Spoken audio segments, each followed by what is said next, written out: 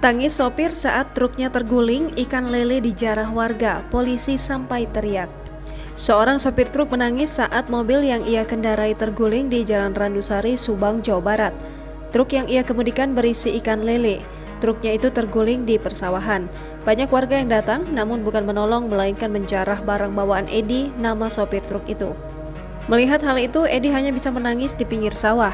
Truk berisi puluhan kilo lele yang dibawa Edi dari Cirebon itu jatuh terguling di area persawahan di Jalan Randusari, Subang, Jawa Barat. Beruntung, akibat kecelakaan tunggal itu, sang sopir truk yang bernama Edi berhasil selamat.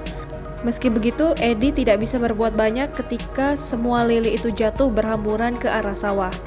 Warga sekitar yang berkumpul di lokasi dikira akan menolongnya. Nyatanya, warga malah saling berebut menjarah lele tersebut untuk dibawa ke rumah masing-masing.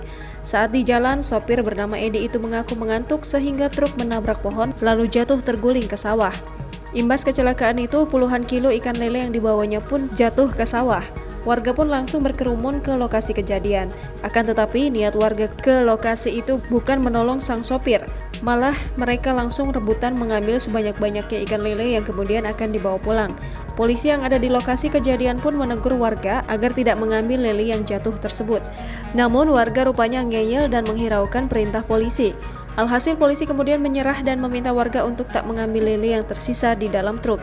Melihat aksi warga tersebut, Edi sang sopir truk itu hanya bisa menangis di pinggir jalan. Sopir truk itu duduk jongkok sambil menangis histeris. Berkali-kali ia mengusap air matanya yang tumpah. Selain tega menjarah lele, warga pun tak ada yang berusaha menenangkan atau menghibur sang sopir. Ketika diwawancara, polisi itu mengaku sudah berkali-kali menegur warga. Bahkan polisi itu sempat menawarkan jika lele itu bersedia dikembalikan, maka akan diberi upah atas bantuan menangkap lele. Mendengar penjelasan polisi, sopir truk sempat menangis, perlahan bangkit dan mengikhlaskan lelenya. Kemudian muatan lele yang tersisa itu pun dipindahkan ke mobil lain. Jangan lupa subscribe, share, komen, dan like ya!